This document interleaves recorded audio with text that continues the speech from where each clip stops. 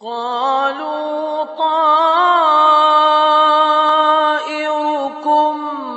معكم أئن ذكرتم بل أنتم قوم مسرفون.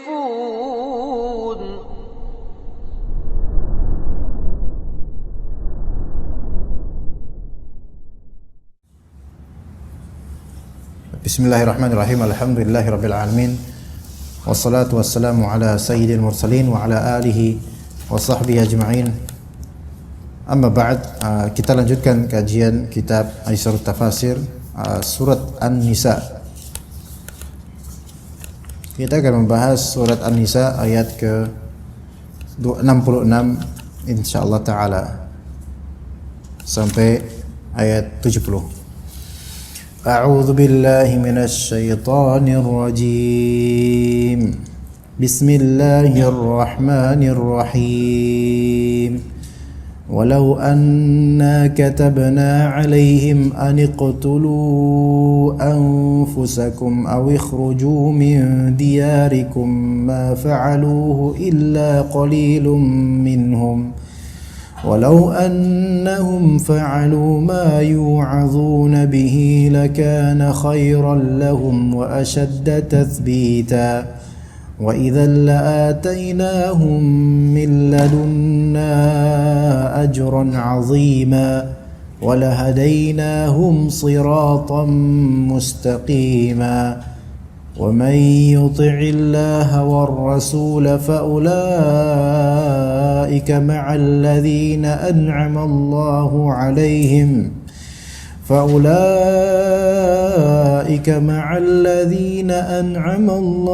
عليهم من النبيين والصديقين والشهداء والصالحين وحسن أولئك رفيقا ذلك الفضل من الله وكفى بالله عليما. Allah Ta'ala berfirman, walau anna katabna alaihim an iqtulu anfusakum aw ikhruju min diyarikum ma fa'aluhu illa qalilun minhum. Walau anna katabna alaihim, kalau misalnya kami katabna alaihim, yaitu faradna alaihim wa aujabna, kami wajibkan atas orang-orang Yahudi ini, kami wajibkan atas orang munafik ini. Ya, ini masih berkaitan dengan orang munafik. Ya, aslinya banyak dari mereka orang Yahudi. Kalau misalnya kita wajibkan atas mereka dengan perkataan kami, aniqtulu anfusakum, bunuhlah diri kalian. Ya, kalau misalnya kita perintah, maksudnya bunuh diri di sini, bunuh diri di sini bukan membunuh cergi, itu bukan, ikhwan. Ini yang harus antum pahami. Kayak misalnya pertaubatan Bani Israel, ya, setelah ditinggal Nabi Musa alaihissalam, sementara kemudian malah mereka menjadikan patung sapi sebagai sesembahan. Maka Allah Ta'ala marah, dan Nabi Musa alaihissalam juga murka akan hal itu. Ya, apa taubatnya, bagaimana caranya, ikhwan? Fatubu ila barikum faqtulu anfusakum. Coba di Quran terjemahan apa? Khalid, di Quran terjemahan apa Khalid? Di Quran terjemahan artinya apa? Walau anna katabna alaihim an iqtulu anfusakum. An-Nisa. Ada yang bawa Quran terjemahan udah dapat? An-Nisa ayat 66. Enggak.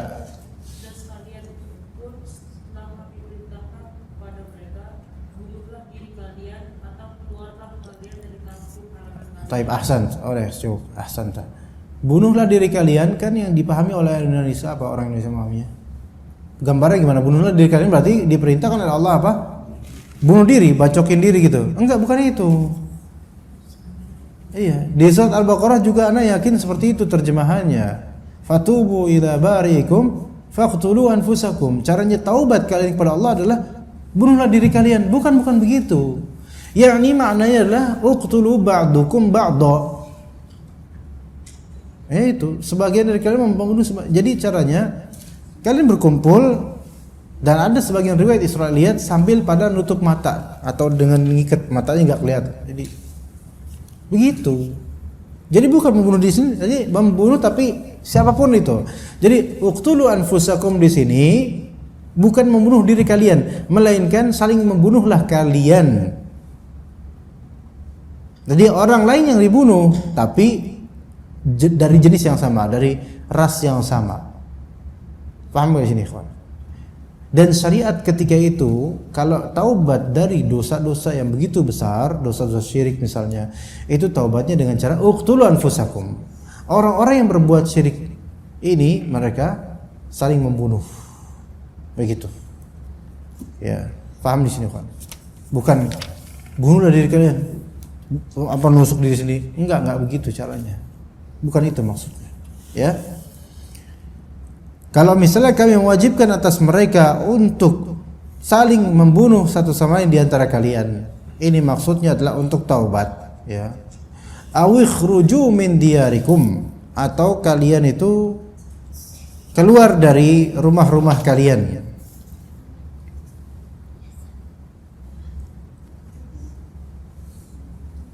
Yaitu maksudnya keluar dari rumah kalian, berhijrahlah di jalan kami.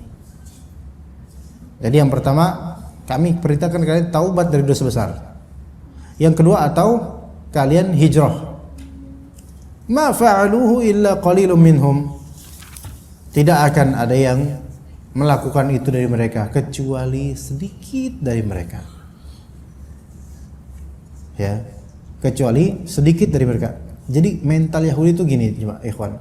Mental Yahudi itu kalau bangsa mereka diperintahkan oleh Allah Ta'ala, kalau bangsa mereka diperintahkan dengan suatu syariat, justru mereka itu sedikit yang melakukan. Tapi jika bangsa mereka ini dilarang akan suatu hal, justru kebanyakan mereka bahkan melakukan. Iya. Gimana dah? Orang Padang gimana orang Padang?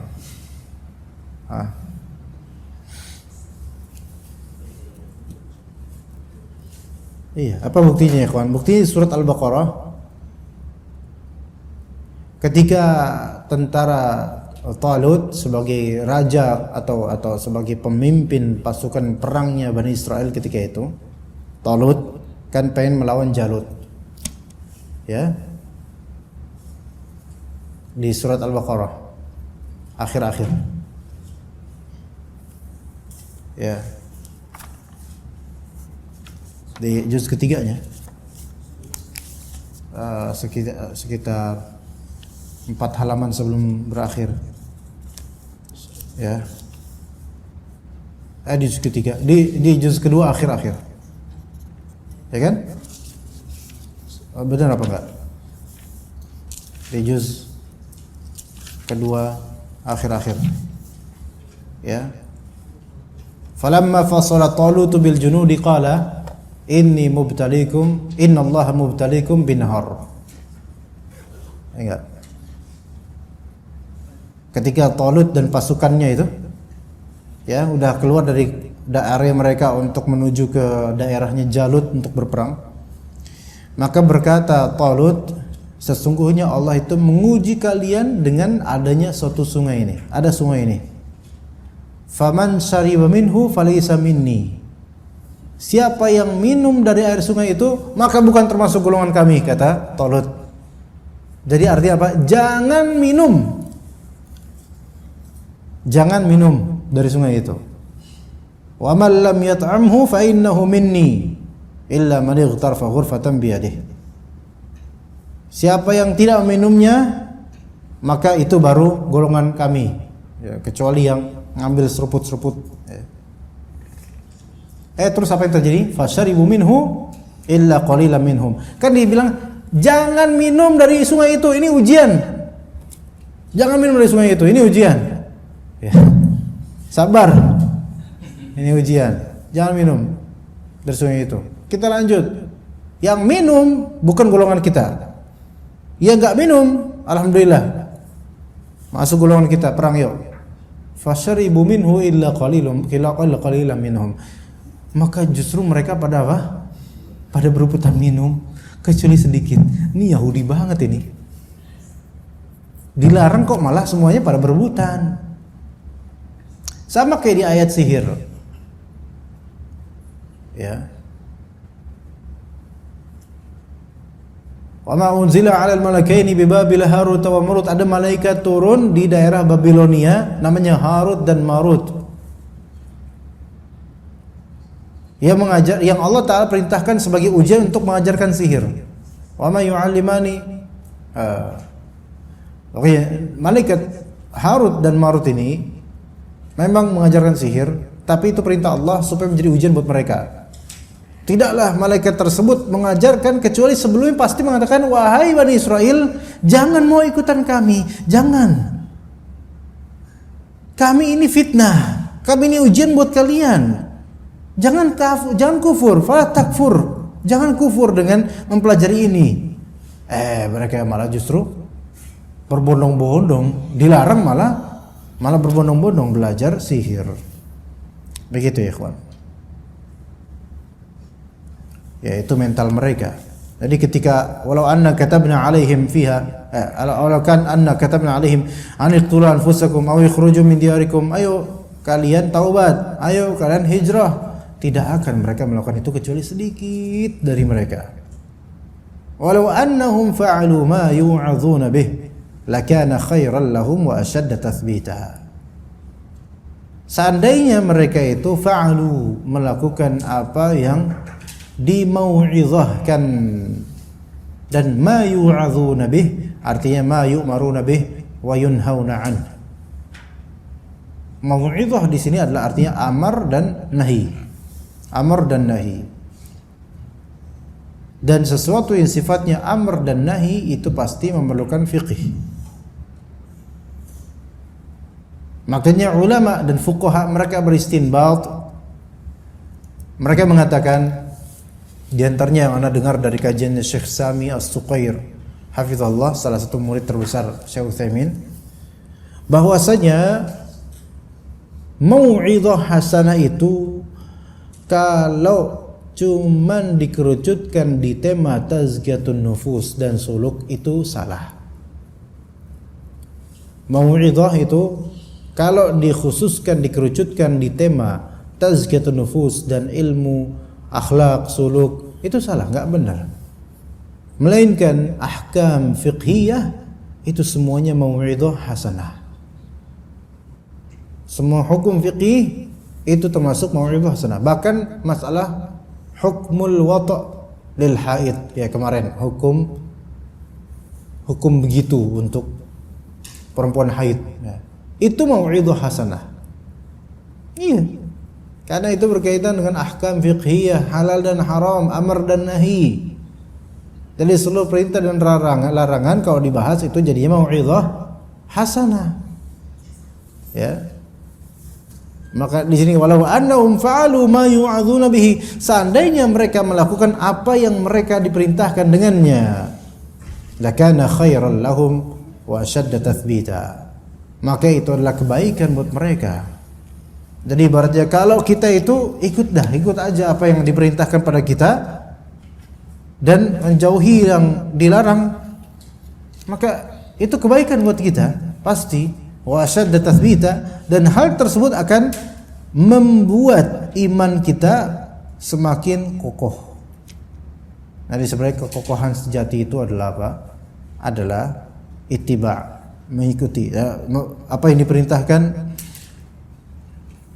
dan apa yang dilarang, itu benar-benar kita perhatikan. Kenapa umat ini gampang goyah? Karena masih belum menyempurnakan konsekuensi dari mau'izah yang Allah Ta'ala berikan dari perintah dan larangan.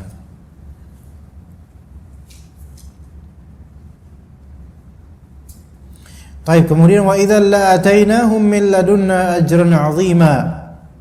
Ganjaran berikutnya kami akan memberikan kepada mereka dari kami, yaitu dari Allah Azza wa Jalla, ganjaran yang besar.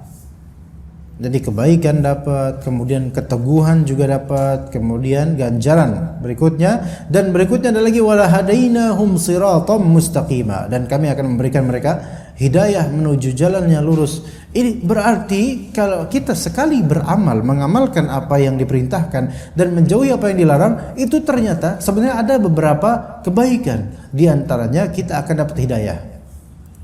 Iya.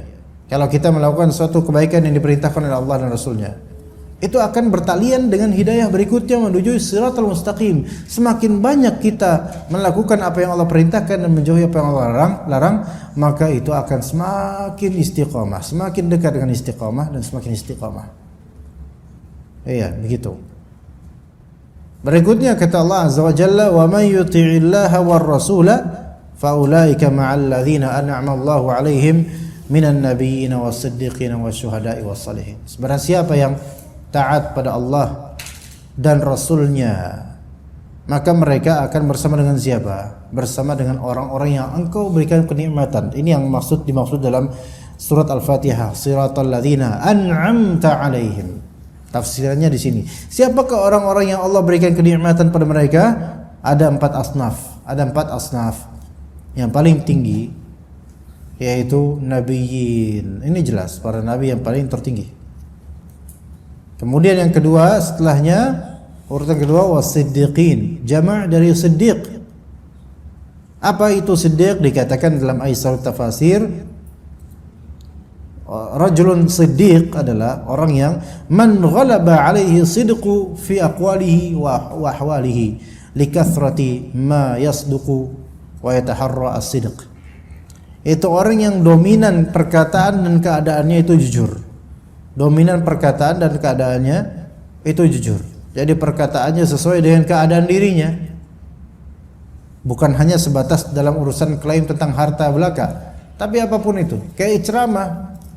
Maka ceramah kalau misalnya antum mungkin lihat Anda ceramah, bahasanya baik, kemudian kalimatnya sesuai, kemudian sesuai dengan dalil. Tapi apakah Anda mengamalkan? Belum tentu. Maka ini belum menjadi siddiq. Jadi selaras antara perkataan dan juga perbuatan. Perkataannya benar, keadaan dirinya dan hatinya juga benar gitu loh. Ini siddiq, dan itu keadaan yang susah. Maksudnya susah di sini tidak mudah untuk menggapai atau istiqomah dalam masalah kejujuran dalam beragama. Ya. Kemudian wasyuhada, jama' dari apa? Jama' dari syahid. Yaitu man mata fil ma'rakati wa mithlihi man syahida bi sihhatil Islam bil hujjah wal burhan. Ya, syuhada di sini ada 2 macam. Imma syahid di medan perang dan itu yang paling afdal, atau syuhada di sini bermakna orang yang bersaksi akan benarnya Islam dengan hujjah dan burhan. Jadi syuhada di sini ada 2 macam. Syuhada, syahid yang pertama, syahid bil ma'rakah fi sabilillah. Wafat di medan perang, dan itu yang afdal. Yang afdal dan yang paling dominan maksudnya di sini itu. Atau yang kedua, orang yang betul-betul hatinya bersaksi akan benarnya Islam dengan hujjah, petunjuk. Tapi bukan hanya bersaksi semata, melainkan bersaksi dan mengikutinya. Karena Abu Thalib pun bersaksi akan kebenaran Islam, tapi dia masuk neraka dan terhinakan karena kekufurannya, tidak mau ikut Islam walaupun menyaksikannya. Jadi syuhada di sini ada 2 model. Dan model yang afdal dan itu yang paling banyak dimaksud dalam urusan syahid, yaitu apa? Orang yang mati di medan perang dan ikhlas. Dan yang kedua adalah syahid bermakna saksi. Orang yang menyaksikan akan kebenaran Islam dengan hujjah, bayan dan burhan. Was-salihin, dan orang-orang saleh, dan orang-orang yang saleh. Jama' dari saleh yaitu man adda huquqallah wa adda huquqal ibad, yaitu orang yang menunaikan hak-hak Allah dan menunaikan hak-hak hamba. Ya, menunaikan hak-hak Allah dan menunaikan hak-hak hamba. Dan ini juga walaupun ini derajat yang paling bawah, tapi ini tidak ringan teman-teman ikhwas sekalian. Karena menunaikan hak Allah itu di antaranya tauhid dan tidak berbuat syirik.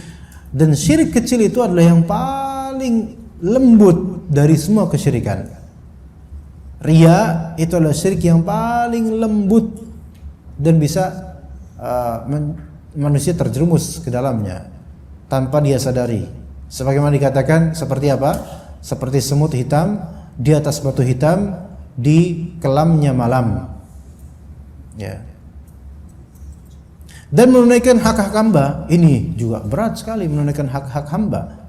Karena banyak hak istri, hak anak, hak pertemanan, hak guru, hak murid. Kemudian juga hak konsumen kalau pedagang, hak atasan kalau karyawan. Dan seterusnya banyak hak-hak yang harus kita tunaikan. Yang masih kepikiran dia anak ikhwan. Ya. Anak-anak kan kita setiap hari alhamdulillah mengirimkan barang ya alhamdulillah. Ada pakai jasa salah satu ekspedisi. Ya. Dari Januari, Februari, Maret itu alhamdulillah selalu ada potongan diskon 35% dari seluruh pengiriman. Alhamdulillah. Itu kan dibatasi sampai Maret. April ini kan, April berarti kan mafhum dari itu April kembali ke normal. Dan anak tanya di bulan Maret akhir-akhir nanti April normal nggak? Iya Pak, normal katanya. Oh, berarti ya udah, anak akan cek ongkir dengan harga normal. Otomatis ketika konsumen bayar, anak akan tawarkan harga normal kan? Misalnya kalau Jabodetabek 10.000, kan diskon 30% misalnya 7.000 misalnya. Itu bulan Januari, Februari, Maret. Tapi April normal, maka Anda akan hamparkan kepadanya harga ongkirnya 10.000. Silakan antum bayar itemnya berapa, misalnya itemnya 100.000, maka ongkirnya 10.000, maka 110.000. Akhirnya transfer ke Anda 110.000. Taib, ya udah, dikirimlah barang tersebut. Sekali kirimkan kita ada berapa paket dari berapa konsumen, untuk berapa konsumen. Misal 8 atau 5 paket lah, 5 paket misalnya. Ya, dari 5 konsumen berbeda. Ternyata pas Anda cek lagi resinya, ternyata masih diskon. Kalau Jakarta misalnya 10.000, misalnya ya, diskon 30%, 70%. Paling 3.000 ini, nah ini 3.000 ini punya siapa ini uang kemudian? Kan masih ada sisa 3.000 nih kan? Punya siapa nih uangnya? Apakah punya Anda? Hadiah buat Anda? Atau milik konsumen? Milik konsumen, berarti Anda harus tabayun lagi, klarifikasi. Itu yang bikin repot kadang-kadang. Itu haknya konsumen itu. Mau diapain nih 3.000 ini? Ya, kadang-kadang udah Sat buat antum dah, nah ikhlas. Nah itu yang paling udahlah, itu paling enak udahlah. Kan itu nggak ngerepotin Anda nggak repot, dia juga nggak repot kan ya, 3.000 tok gitu loh. Iya, tapi ada juga sebentar ya Sat, Anda pikir dulu. Ada yang kayak gitu, Anda pikir dulu buat apa? Ada ya, Anda pengen nanya, antum orang Padang nggak ya? Anda pengen nanya kayak gitu, tapi nggak usah lah, rasis nanti. Ya udah Sat, ini tolong carikan tromol buat anak yatim di masjid-masjid. Anda bilang, Anda nggak mau kayak gitu, Anda repot seperti itu. Anda nggak semua masjid ada tromol untuk khusus anak yatim. Udah ke masjid aja, Anda bilang gitu. Jangan Sat, ya udah. Jangan Sat, cari kan pasti ada lah Sat masjid yang kayak gitu Sat. Aduh ini 3.000 doang gitu loh. Ya 3.000, tapi ini kalau orang yang nggak ridho, Anda dapat neraka. Ini hak hamba ini sampai detail kayak gini loh, hak hamba itu. Iya. Makanya kalau bisa berurusan jangan sama orang yang seribet itulah. Capek sekali itu. Ya, jadi kita jadi tumbal, jadi capek kita. Tapi mau gimana ini? Kalau mau jadi soleh ya seperti itu.